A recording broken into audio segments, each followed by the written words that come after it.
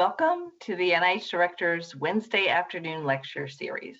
Today's lecture is a special event in our WALS series, the annual Margaret Pittman Lecture. Dr. Pittman was the first female laboratory chief at the NIH. She was chief of the Laboratory of Bacterial Products from 1957 to 1971. She was a pioneering bacteriologist whose research led to the development of vaccines against typhoid, cholera, pertussis, and other diseases. Can't say how important that kind of work is for the future of the health of the nation today. The Margaret Pittman Lecture was established in 1994. It's delivered by a speaker who exemplifies the intelligence, scientific excellence, and drive that made Margaret Pittman a leader as the first female NIH lab chief. And what better speaker for the Pittman Lecture than Dr. Eve J. Higginbotham, Professor of Ophthalmology and inaugural Vice Dean for Inclusion and Diversity at the University of Pennsylvania. Dr. Higginbotham received her undergraduate and master's degrees in chemical engineering from MIT and her medical degree from Harvard Medical School. After an internship at the Pacific Medical Center in San Francisco and an ophthalmology residency at Louisiana State University in New Orleans, Dr. Higginbotham conducted further postdoctoral training at the Massachusetts Eye and Ear Infirmary in Boston. Notable prior leadership positions in academia for Dr. Higginbotham include the Dean of the Morehouse School of Medicine, Senior Vice President for Health Sciences at Howard University, and Professor and Chair of the Department of Ophthalmology and Visual Sciences at the University of Maryland in Baltimore, a position she held for 12 years. In 2013, Dr. Higginbotham assumed her current position as Professor of Ophthalmology and Vice Dean at the University of Pennsylvania in Philadelphia. In the spirit of Margaret Pittman, Dr. Higginbotham is a true leader in her field. She is a vice chair of the NEI-supported ocular hypertension treatment study, a randomized clinical trial which was funded for a 20-year follow-up study of this unique cohort of patients. She has been a member of the National Academy of Medicine since 2000 and is currently chair of its finance committee. She is the past president of the Alpha Omega Alpha Honor Medical Society, was a member of the U.S. Defense Health Board for 10 years, sits on the governing board of the National Research Council, is an associate editor of the American Journal of Ophthalmology, and currently sits on or has participated in dozens of national and university-based academic committees and boards, too numerous to mention here. In addition to the National Academy of Medicine membership, Dr. Higginbotham's honors include fellowship in the American Academy of Arts and Sciences, and a ranking in the Best Doctors in America listing. The title of Dr. Higginbotham's talk today is Peering Beyond the Blind Spot, Seeking Authentic Risk Factors, a Case Study. Dr. Higginbotham, thank you for taking the time to be with us today. We look forward to a great lecture. Thank you, Dr. Clayton, and thanks everyone for joining us today. It is such an honor to be here. I wish I could be there with you. We were scheduled initially last May. Of course, I was in the midst of the starting stages of the beginning stages of the pandemic, and certainly we were all trying to figure out, what this new world was going to be, particularly professionally. And so I'm so happy that we could find this time to reconnect, albeit not in person, but virtually. You're probably wondering about this topic, peering beyond the blind spot, seeking authentic risk factors. It's a topic that I actually crafted just for this presentation. Because as I think about the life of Dr. Margaret Pittman, and I wish we could have her here with us today, I'm sure as being the first woman to lead an NIH laboratory, she had her challenges getting to that point, getting to that stage of her career. Certainly gender is one of the barriers that I have personally experienced in my own life. And I'm sure that Dr. Pittman could give us a nice array of stories to share related to her struggles. But she excelled. She achieved a great milestone in terms of contributing to the vaccinations that have saved millions of young children. And certainly in this era of the pandemic, when we're in the midst of distributing vaccinations these days, this is a relevant topic. Certainly gender is one of the barriers that we face in our professional lives. I just want to actually, again, reaffirm that I am a vice chair, or have been a vice chair for this NIH-supported ocular hypertension treatment study, primarily funded by the National Eye Institute, but it was also at one point funded by the Institute of Minority Health and Health Disparities as well. First, let's think about the topic. I think it's helpful to consider, what are we thinking about as it relates to authentic? What does that mean? Worthy of acceptance or belief as conforming to or based on fact? Accurate or reliable? There's a sense here that we really are seeking a fact-based or evidence-based approach to whatever topic we're considering. And then the other dimension of this, which is the other intersection in my own professional life besides gender, and that is race. Certainly intersectionality is a topic that we hear a lot about today. And this topic is one that amplifies at least this particular term race and its importance in this era when there has been a national reckoning related to race since the murder of George Floyd. So in the next few minutes, what I'd like to do is to share with you some thoughts about this topic, considering race and how we use it today. This is intended to be a provocative lecture. I know you've had lots of lectures that are probably more information sharing, and I'll certainly share with you some information that may be helpful going forward. But more importantly, at the end of this presentation, I hope that I've opened your eyes to a different way of thinking about this topic, about how we use race, about authenticity of risk factors that we use in our clinical care, and even how we approach authenticity in science. So based on facts be this section. And then when we base our assumption on this term race, where has that led us? Let's probe that a bit. Why a blind spot is the perfect analogy. And Dr.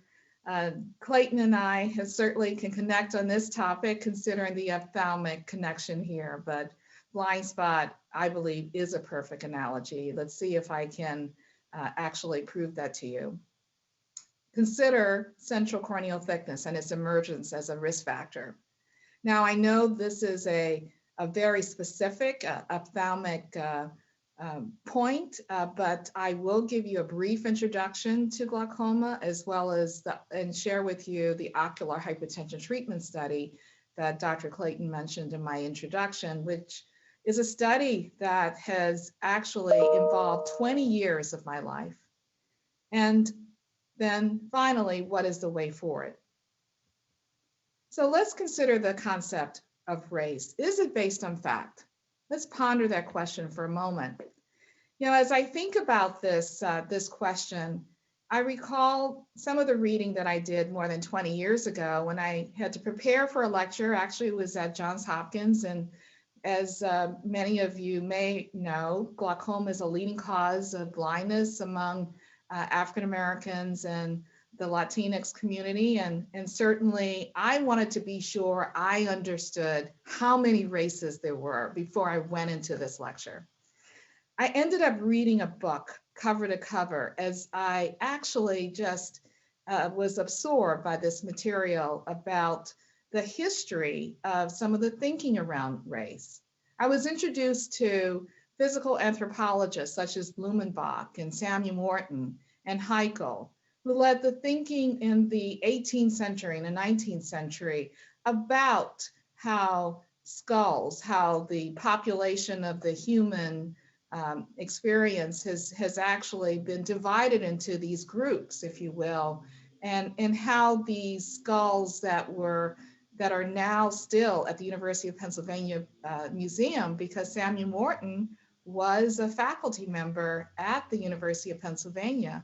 And it was he who actually measured the volume of various skulls, the 5 groups of skulls of the human population, which he lined up and actually determined, or in his own view, that European skulls, or what was previously known as Caucasian skulls, were the largest, and the smallest were from African populations. And so it was his justification, but based on that experiment, that led to, as well as others, he wasn't the only one, that led to the justification that, this is why we have a hierarchy, if you will, of the races, where white people are at the very, very top and Black people are at the bottom.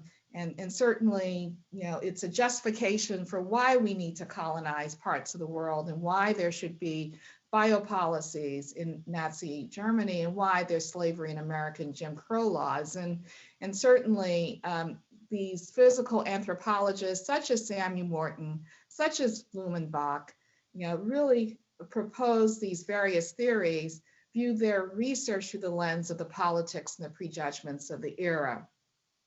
I think using the wisdom of what we have now, we can go back and examine the experimental methodology and see where it was flawed, where some of the skulls were actually thrown out of some groups, and other skulls were kept in just to confirm the hypothesis. This is taken from a Blumenbach article, and actually it shows that the European skulls are in the center. Moving out to the edges would be Mongolian, as it was described then, and then the American, Carib, and African skulls at the very bottom. But this hierarchy certainly has lived with us, and to this day, it still lives with us. And in fact, on a personal level, when I watched George Floyd actually die under the knee of that policeman, those 8.8 minutes and 46 seconds reminded me of these experiments and of these anthropological fundamentals that were established so many years ago that still live with us today, where some of us feel devalued by others in the population. So Wolpoff and Kaspari was my bridge, if you will, to this understanding about just how racism really did have its roots in some of these experiments that were done years and years ago. And one of the things they actually mention in their book repeatedly is that there's more variation within biological populations than between biological populations. You can see the date, 1996, and this actually just remained with me. And so you can imagine when I gave that lecture at Johns Hopkins, I had a totally different presentation because what this revelation actually led me to think about were other explanations for some of the findings that we had noted in my own field of ophthalmology. There are other aspects of this I'd like to emphasize, and for the next 2 or 3 slides, I'm actually leaning on the work of one of my colleagues at University of Pennsylvania, Dr. Sarah Tishkoff. It's evident from not only the physical anthropologists and the work of and the book that I mentioned earlier, but also from the geneticists, that there's a huge amount of variation in Africa. So how can we say this one continent really reflects a homogeneous population? It's just not possible. The anthropologists understand that the human race actually started in the continent. So that's where you have the most diverse population and diverse opportunities to see different skulls. Similarly, we see that in genetics, and this is taken from Dr. Sarah Tishkoff's work, where these pie charts demonstrate the enormous amount of diversity that you see genetically in the country or in the continent of Africa, at least the portions represented here. We also know that there's a huge European bias in GWAS studies, and this is just a reminder of the dominance of the European genetic profile in this in the GWAS catalog. And in addition, when we look at other genomic databases, such as the NOMAD and GTEx, we don't have the diversity that we really should have to represent the world's population. So we have to keep these things in mind, because there are some challenges that result from a lack of ethnic diversity in human genomics research. It impedes our ability to fully understand the genetic factors influencing human diseases, and actually can make health inequities worse. Our ability to translate genetic research into clinical practice can be problematic. Our attempts to use estimates of genetic risks, for example, polygenic risk scores from European-based studies in non-Europeans, may result in inaccurate assessments, and it may result in accuracies of pathogenic variants in clinical genomics studies. So these are some points to think about. Getting back to the anthropologists, the American Anthropological Association in 1998 stated the following, just to assert that there is this huge diversity that exists within populations, much greater than between populations. So given what we know about the capacity of normal humans to achieve and function within a culture, we conclude that present day inequalities between so-called quote unquote racial groups are not consequences of their biological inheritance, but products of historical and contemporary social, economic, educational, and political circumstances. Carrying this thought forward, of course, I would be remiss if I didn't acknowledge the Human Genome Project and the fact that that project did demonstrate that we're 99.9%. So given that finding from two very different communities, these findings, how can we continue to think about these separate groups, if you will? So when we base our assumptions on race, moving on to our next topic, where has that led us? Let's consider this next question. Race is a social construct. It is not a biological construct. I find this graphic very helpful to think about race or racism in various strata, if you will. We have internalized racism, beliefs within ourselves. If we see someone who looks like us, who may be doing something that we wouldn't do, but could be something that could actually be injurious to someone else, we feel, oh my God, I hope they don't feel that I'm going to do that too. That stereotypic tendency to feel threatened if there's that connection that is drawn. Interpersonal, if we have implicit bias between individuals or unconscious bias, certainly that's something that we are now talking about more these days, more so than ever. Institutional bias, biases in policies and practices in schools or agencies.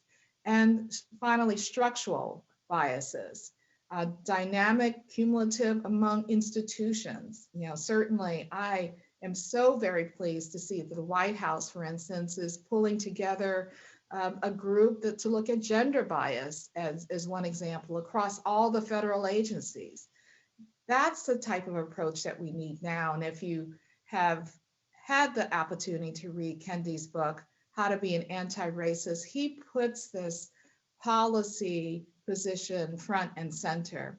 How do we change the structure to make lasting change? We're going to start at the top here and go to lower levels of these definitions and then come back up towards the end of the presentation. But first, let's look at a couple of examples of structural racism. I'm sure now you're all familiar with the term redlining, where mortgage lenders that refuse to lend money or extend credit to borrowers in certain areas of a community, and oftentimes those communities are communities of color with a specific ancestry. Attempted remedy certainly was the Fair Housing Act of 1968 to assert from a policy position, this is not something that should occur. However, this was modified with amendments going as far out as 1988.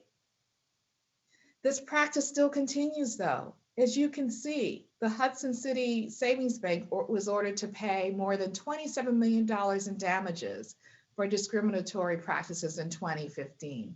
It still continues. So enforcement is a challenge, even to this day. And what's the consequence? We're talking about what's the impact of some of these policies. This is a graph using 2010 dollars, if you will, going all the way back to 1983, comparing the wealth gap between Blacks, whites, and Hispanics. And you can see there is a gap that continues, and it's widened over the years between Black and Hispanics and whites.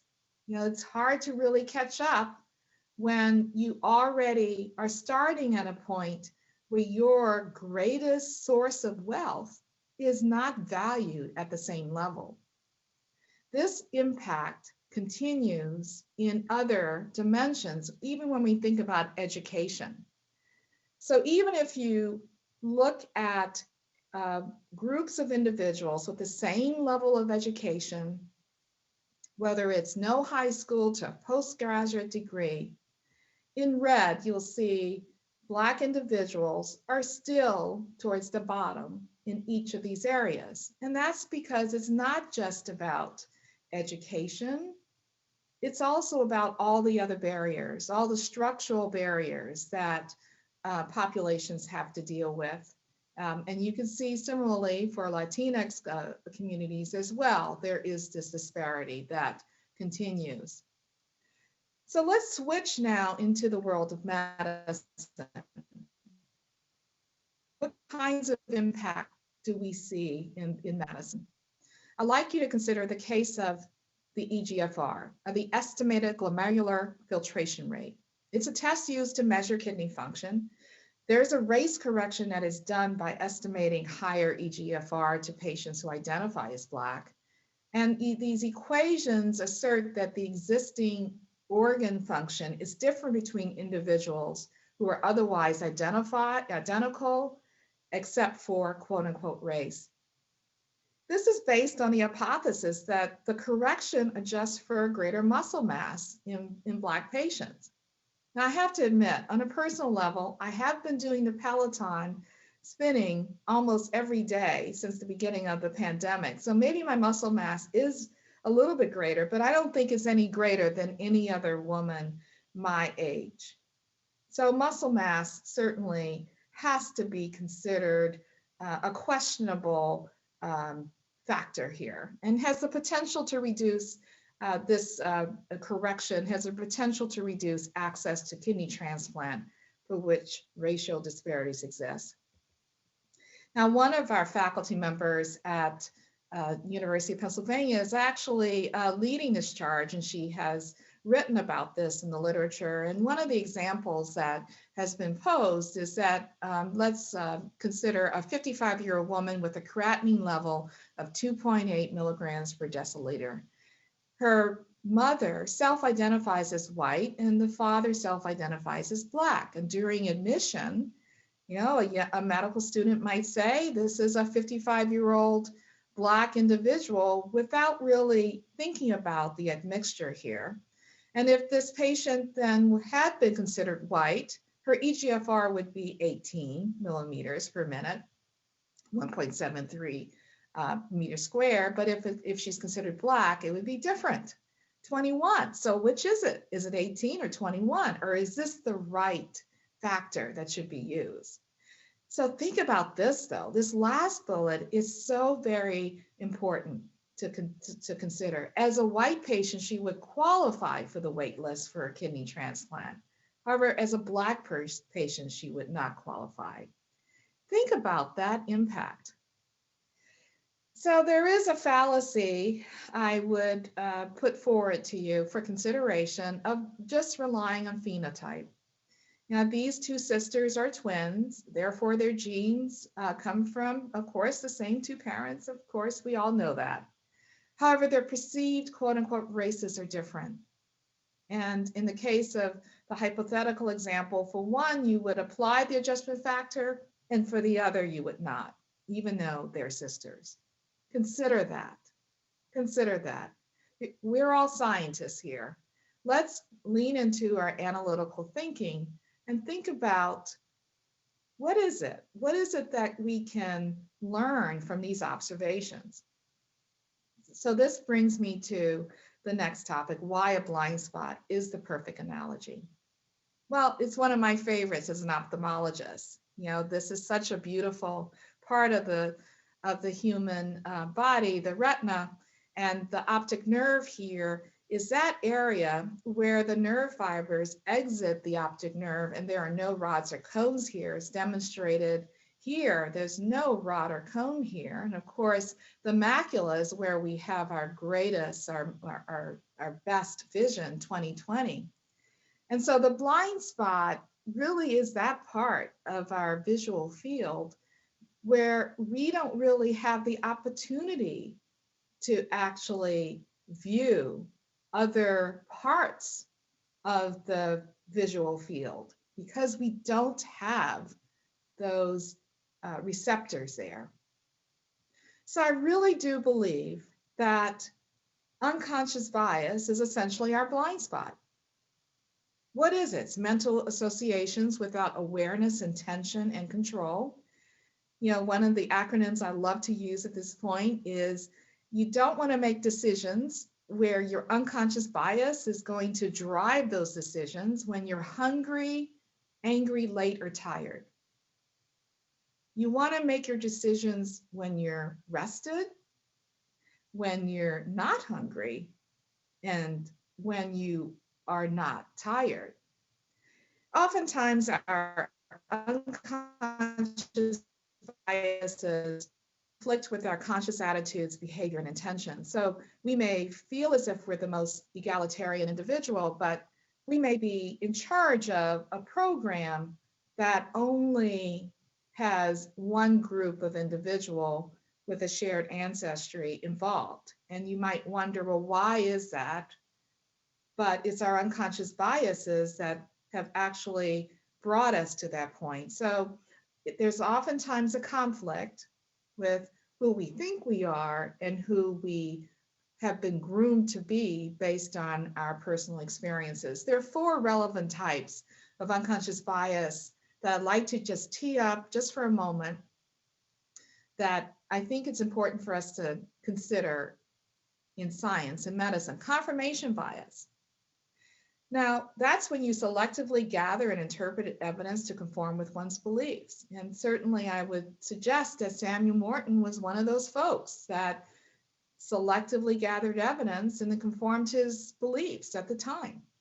Anchoring bias is when you practice the prioritization of information and data that support one's initial impressions of evidence. Well, if you think that there is something that's occurring in a patient. And in my case, let me just share with you, my father ended up having age-related macular degeneration.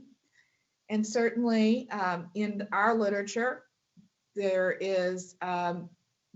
are statements that say that African Americans do not develop AMD or rarely do. And so I wonder if there was an anchoring bias there, if the ophthalmologist who had actually examined my dad had missed the early signs of AMD before it got to the point where he had to have extraordinary treatment. So anchoring bias is really critically important. Affect heuristic, where we're swayed by the emotional reactions of others.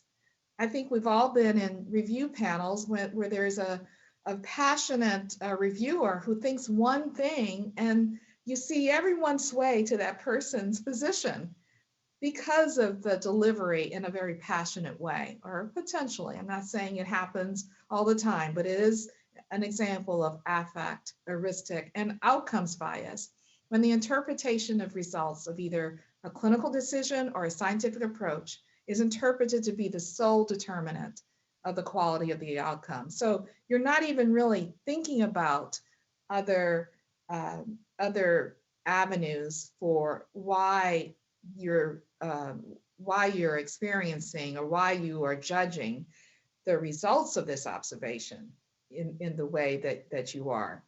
Yeah, I'd like to also bring into this conversation the important practice of unconscious, or not unconscious, but constructive uncertainty. The practice of a constructive uncertainty is a way for us to consider alternative explanations for observations that we make. That is one of the ways that we can mitigate our own biases.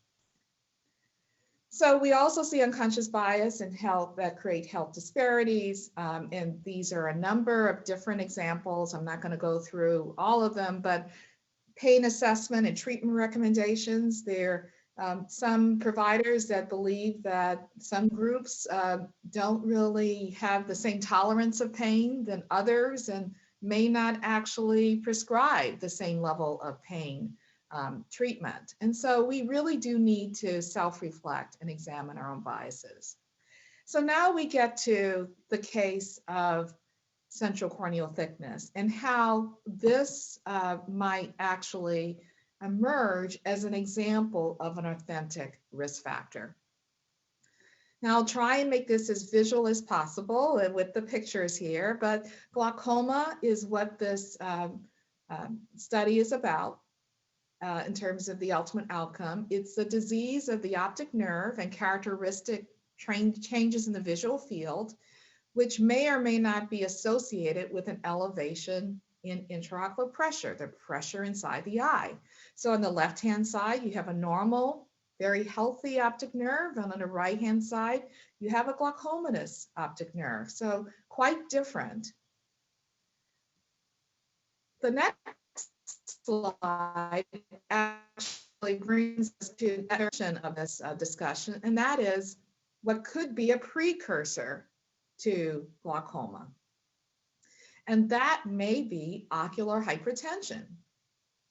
You know, unlike systemic hypertension, it doesn't necessarily need to actually progress to glaucoma. In fact, there are some people who could be followed with ocular hypertension without medications.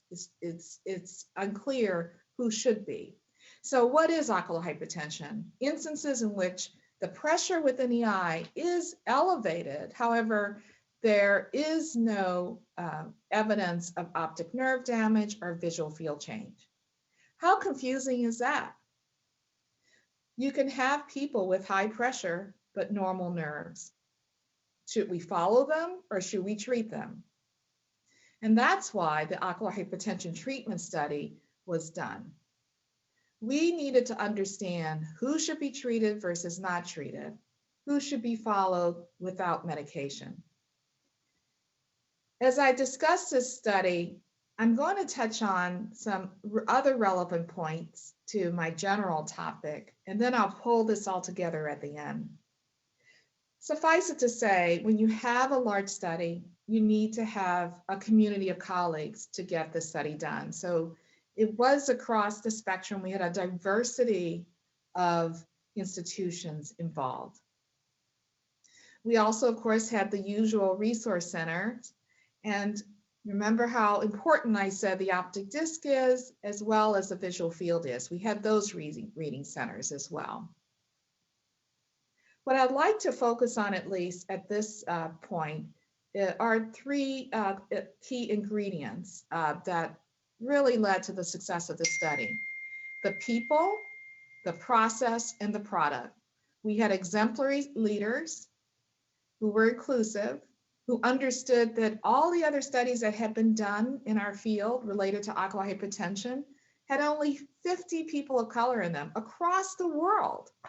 Here was a chance for us to diversify the study with 25% of the population, and also have a diverse leadership of the study. Process, the wisdom of including an endpoint committee, and I'll talk a little bit about that later. And then the 20-year follow-up, getting this well-characterized population to inform us about the long-term risk factors related to the development of glaucoma following ocular hypertension.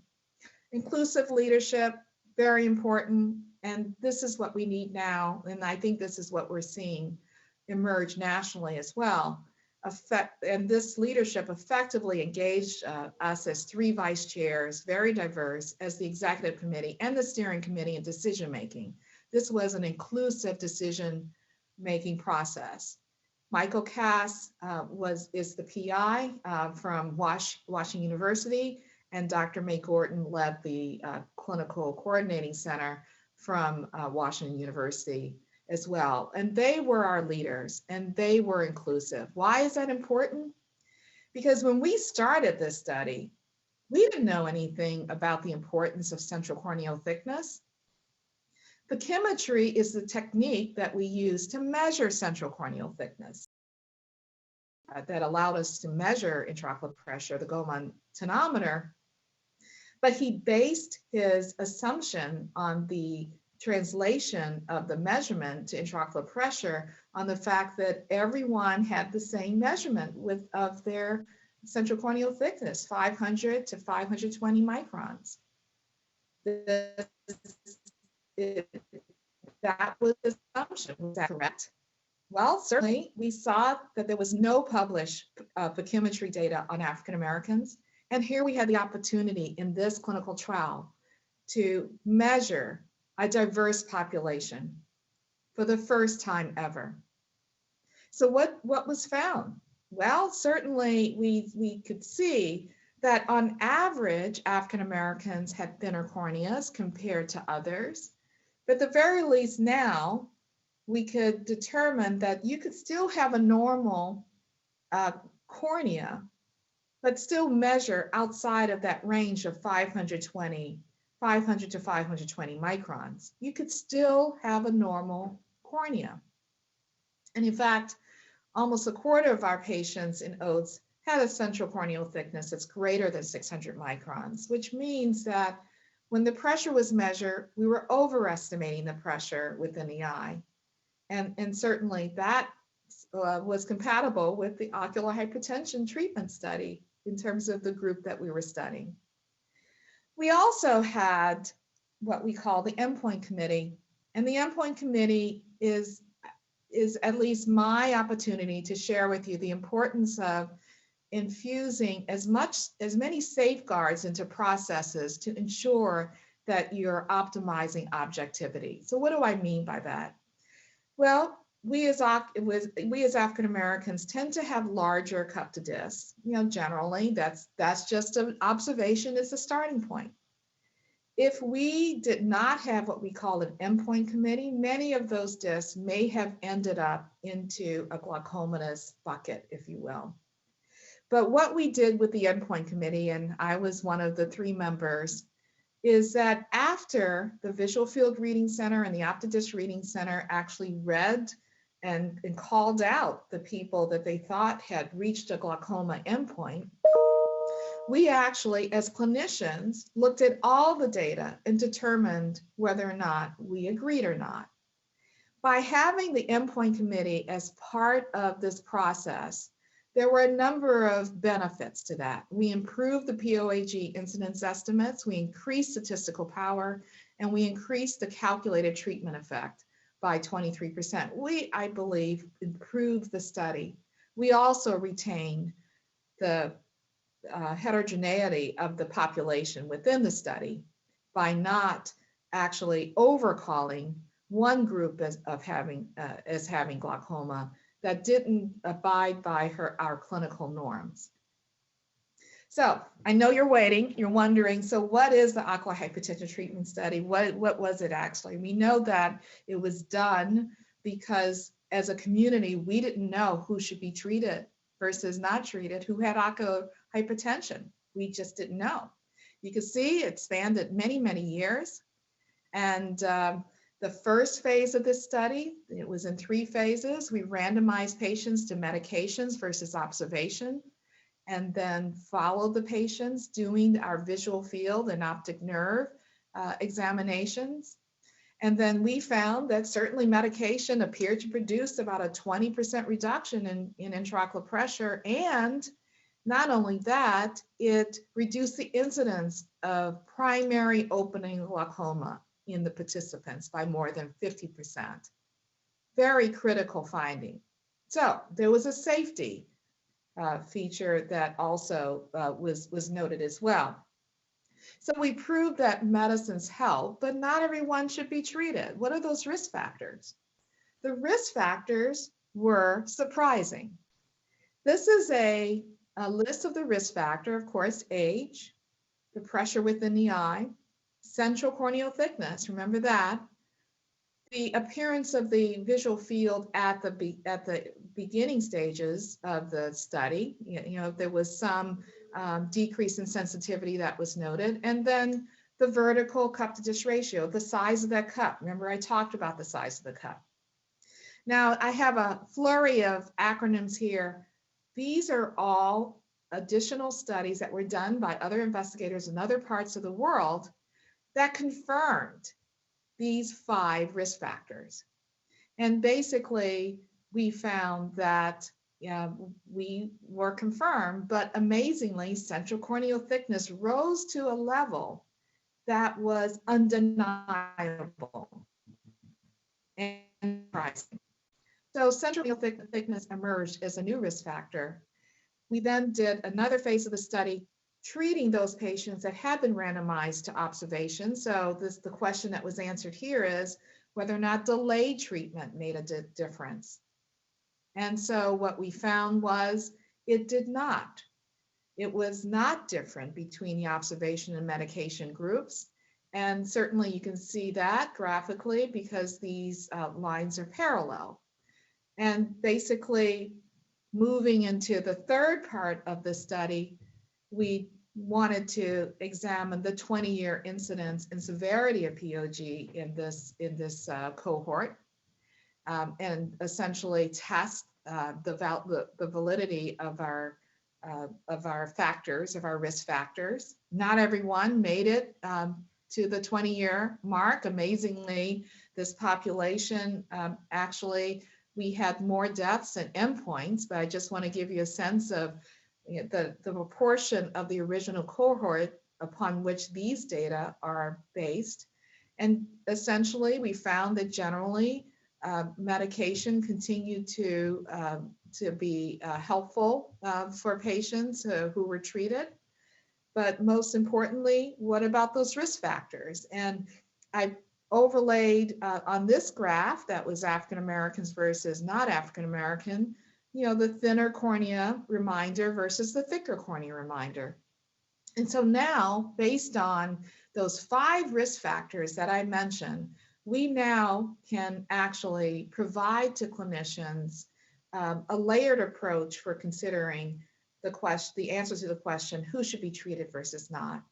We have our lowest risk, people with thicker corneas, with a 1.3% incidence of translating from ocular hypertension to glaucoma per year. You know, so if you have a thick cornea, you have only a 5% chance plus of converting to glaucoma in 5 years, and so you can choose to be followed.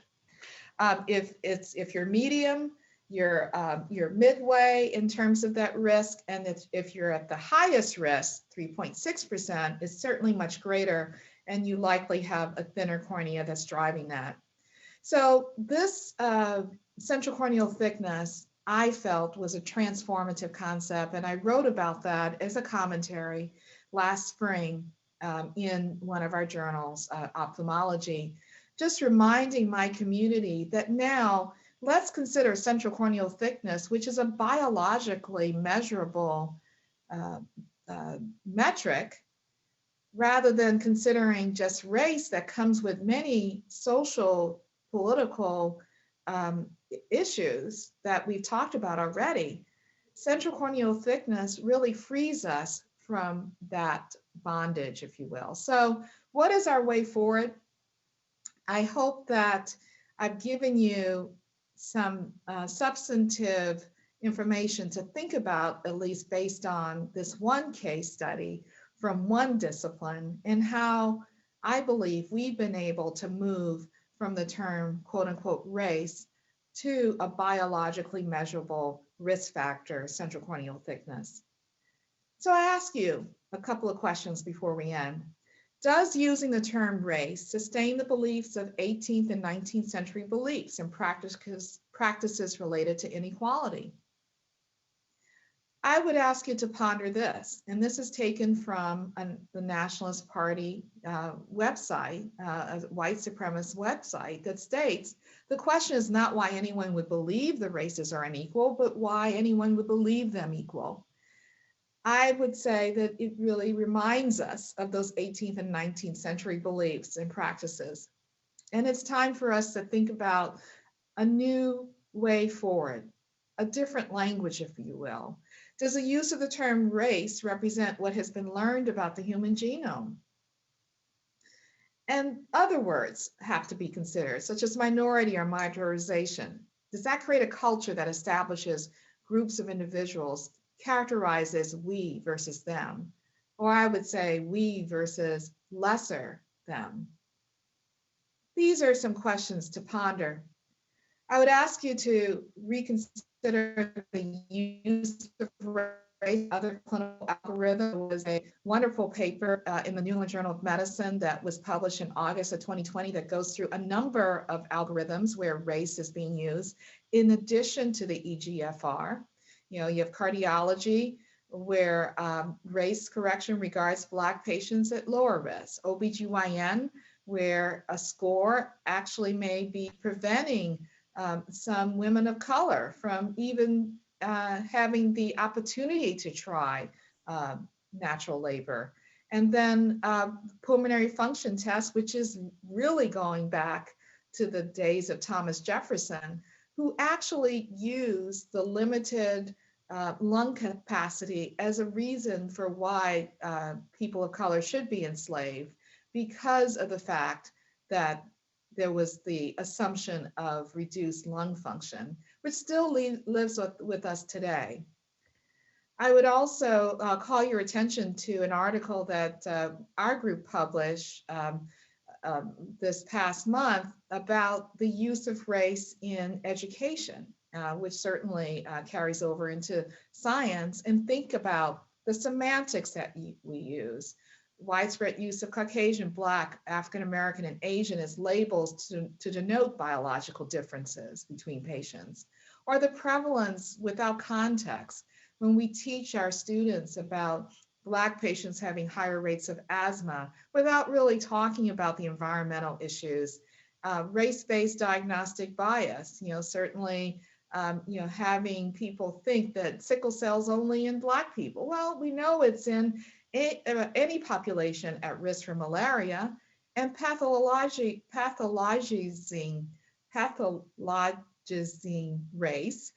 Sorry about that. When you have an array of, say, brain tumors that's listed, but only noting that Black patients have higher incidence rates of some brain tumors, without really noting that there were 10 of the other tumors that occurred more frequently in white patients, and being sensitive to that. And then race-based guidelines, being really present in understanding that these guidelines that we hear really have to be translated in a way that provides us a different explanation.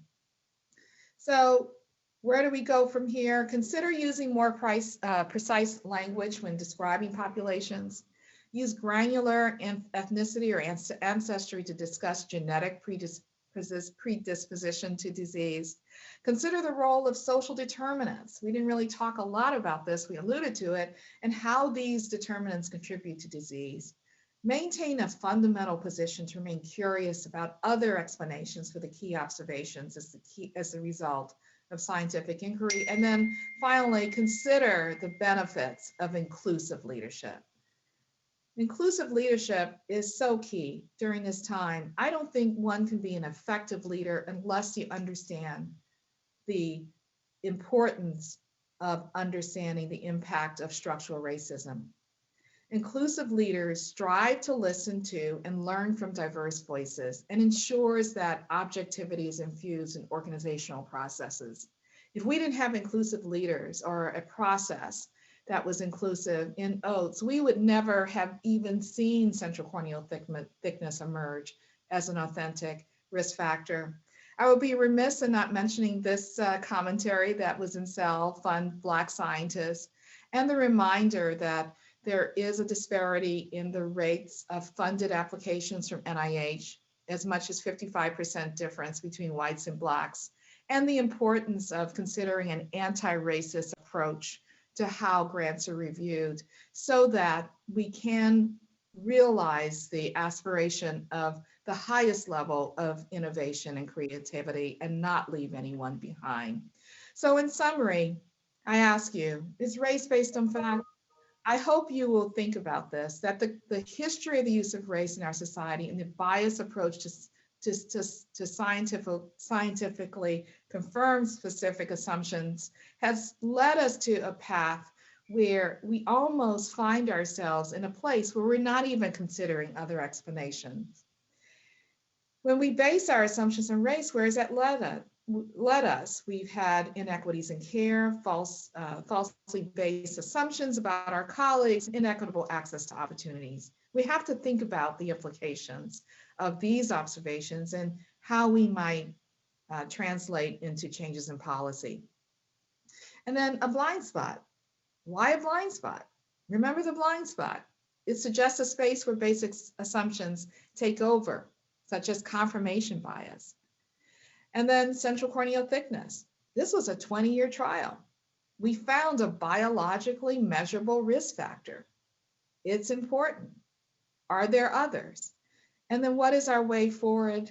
Finally, practice constructive uncertainty, developing an alternative explanation than simply referencing race. And also continuing to be reminded of the social determinants of health.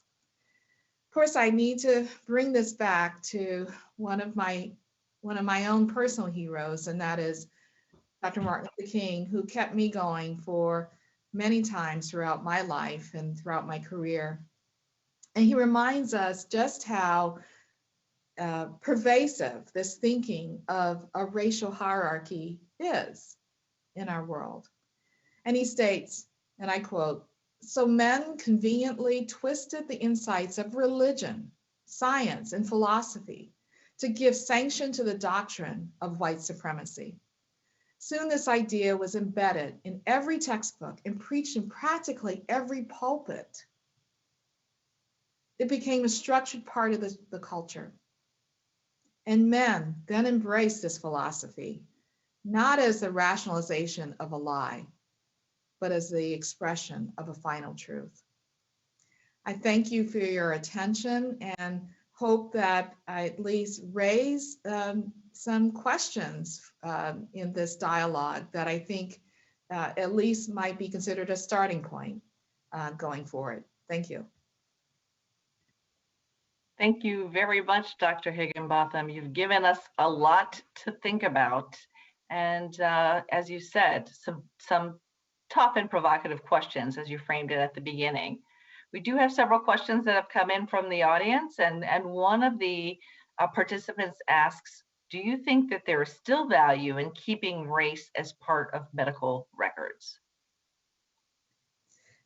I am a realist, so I know that this is not going to disappear in my lifetime, but certainly it's one factor to consider. My only recommendation is to not rely on race as a basis for treating patients, but think about what are the other explanations for what we see. So for the moment, I would say, yes, you could still include it, but I would ask the patient, give me your self-reported identity. Too many times, I think we apply an identity on behalf of the patient. Right, absolutely. There was a question about how one could effectively advocate for broader considerations beyond race, as you just suggested, particularly if somebody is a trainee in their role with their supervisor. Any advice to that individual and how to navigate that space if they wanted to be the one to make the suggestion of we should be doing central corneal thicknesses? In any difficult conversation, I would think about this as a little bit as difficult because there's a hierarchy here, of course, trainee versus mentor, is to ask questions. Ask questions. So aren't there other explanations besides ancestry? And I tell you, I use the word ancestry more than race these days. In considering what we're seeing in this patient, ask the question. So that would be my recommendation. And then do the work, do the study, do the research, so you can prove the fact that this is not the way we should consider this. There's a question from the audience about vitamin D levels and skin pigmentation and the role that that may play in terms of some of the consequences of low vitamin D, for example, rickets and kids who may be not outside for a variety of reasons related to the safety of the environment, right? So if kids are not outside, not exposed to the UV that you need for the vitamin D, and they're not exposed because of the safety of the environment, what role might that play in something we might be seeing playing out in some urban settings? So that I consider constructive uncertainty, building another set of scenarios to actually characterize the observation, right? And then that would tee up a hypothesis, basically, that could be studied in a research forum, if you will. So I certainly agree with the person that asked that question. Yes, that's another scenario that could certainly contribute to our observation. Several people are saying that they really appreciated your lectures, and I think we're almost at time. You talked about EGFR, and that's a hot topic right now in this space. And so the question is, are you for or against using the EGFR for treatment decisions, and why? Well, I'm not a renal specialist, so I can't, so I don't use EGFR every day. I guess my space, or my entry into this space, is to really remove the race correction factor and consider other ways to incorporate the consideration of muscle mass. And I think that's what our nephrologists are considering at Penn, other parameters that reflect the contributing role of muscle mass to EGFR. So we are at time. Dr. Gottesman, would you like to make any closing remarks before we adjourn? Well, I just want to thank Dr. Higginbotham for an extraordinary lecture, both in terms of the quality of the presentation and the importance of the material. It's just been wonderful to have you here. I think Margaret Pittman would be very proud to have you as one of her memorial lecturers, and we wish her the very best. And Janine, will Dr. Higginbotham be meeting with some of our fellows later, or is that possible? I believe that is the case, and we've had some emails back and forth about it. So the folks who have been emailing probably know that more than I do, but Yes, absolutely. She will be. Thank you, Dr. Loudon. Looking forward to that. Right. Perfect. That's great. And I'm So sure you'll enjoy those interactions as well. So thank you so much. And next time you have to come in person. Absolutely. Thank you. It's been an honor. I appreciate it. Thank you. Thank you so I want much. to acknowledge the entire team that plans the WALS lectures and gets us ready and gets us online. Thank you very much, Michael, to your entire team. And again, thank you, Dr. Higginbotham, for an incredible presentation, giving us a lot to think about, and we look forward to having you back. I cannot believe 20 years after Oates. Oh my gosh. You know, but it really tells you, as I say a lot with SABV, sex is a biological variable. If you're rigorous from the beginning, Yes. you're prepared. So Yeah. thank you so much. We appreciate you being here, and congratulations on being the 2021 Margaret Pittman Memorial Lecturer. Thank you, Janine. Take care. Bye-bye.